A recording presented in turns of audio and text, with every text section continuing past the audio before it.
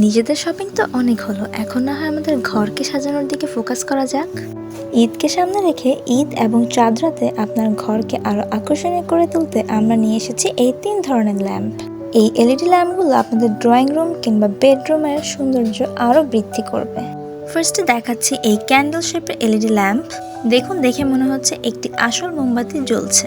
ক্যান্ডেলের পিছনে একটি লক দেওয়া থাকবে, সেটা খুলে আপনারা সুইচ অন করলেই ক্যান্ডেলটি জ্বলে উঠবে।